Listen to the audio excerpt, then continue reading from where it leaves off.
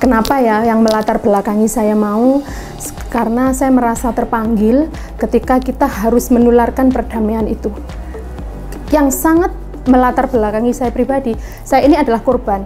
Saya pernah merasakan bagaimana dibully, saya pernah merasakan korban kekerasan fisik, saya pernah merasakan korban kekerasan pelecehan seksual, bahkan saya pernah merasakan bagaimana dibully di tempat kerja. Ini bagaimana saya berjuang itu semua. Awalnya dari saya pribadi, awalnya dari saya berjuang keras, saya mengentaskan, saya harus keep ya strong fight bagaimana saya menanggapi ini kasus kekerasan seksual yang menimpa diri saya dan itu dilakukan oleh orang-orang dekat saya. Nah, alhamdulillah saya bisa berdamai. Saya bisa berdamai dengan diri saya sendiri. Saya tidak merasa mengeluh, saya tidak merasa jadi korban, tapi saya bisa keluar dari semua penderitaan yang saya sampaikan itu dengan semangat, dengan strong, dengan kuat, dan saya jadi seperti ini. Itulah yang akhirnya saya tularkan ketika saya jadi pendidik. Saya akhirnya bisa menjadi seorang guru, saya akhirnya bisa bekerja setara dengan kaum laki-laki yang dulunya tidak boleh. Mohon maaf, suami saya itu tipikal orang yang perempuan harus di rumah, harus masak, tidak boleh keluar. Nyatanya saya keluar. Nah, ini bukan sesuatu yang mudah, perjuangan yang luar biasa. Nah, ketika ini saya bisa membuktikan bahwa ternyata perempuan harus seperti ini, harus kuat, harus tangguh, dan lain sebagainya. Nah, itu selalu saya kampanyekan kepada murid-murid saya. Barulah kepada komunitas saya. Nah, setelah dengan komunitas, alhamdulillah ada Desa Damai. Nah, ini seolah-olah saya merinding, seolah-olah menyambut baik. Loh, itu kan saya banget.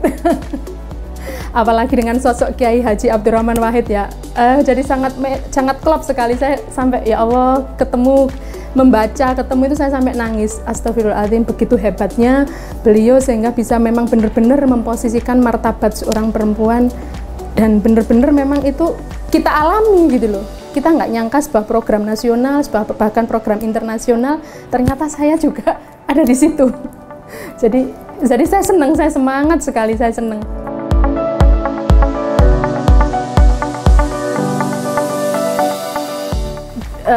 Dampaknya ini sangat banyak sekali ya, yang saya rasakan sangat banyak sekali, karena sebelum mengikuti itu mungkin saya lebih cenderung emosional, temperamen ketika menghadapi hal-hal yang itu permasalahan di luar saya, bahkan yang menimpa saya. Nah, kemudian ketika saya mengikuti Desa Damai ini ya, coba saya analisa bagaimana pemberdayaan. Ternyata pemberdayaan itu kan bukan kita menerima, bukan kita menggurui, bukan kita memberikan sesuatu yang ini loh, kamu seharusnya seperti ini, kamu harusnya jadi ibu itu harus pinter masak, harus bekerja. Tidak, ternyata kan kita masuk ke kultur perempuan itu sendiri. Bagaimana dengan potensi dia, itulah yang kita gali, itulah yang kita bangun.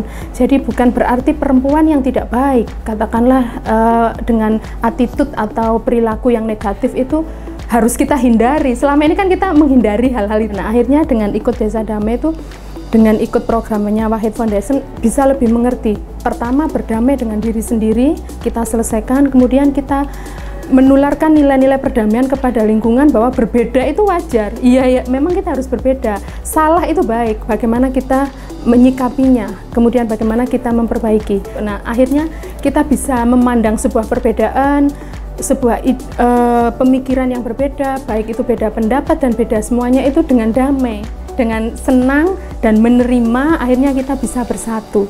Ini yang terutama yang bermanfaat sekali bagi saya pribadi, sehingga saya bisa lebih menularkan nilai-nilai perdamaian, mengkampanyekan, kemudian kita bisa masuk di semua link organisasi apapun. Nah, cara-cara komunikasi, negosiasi, dan lain sebagainya tentunya kita peroleh dari pendidikan, pelajaran di Wahid Foundation itu sendiri.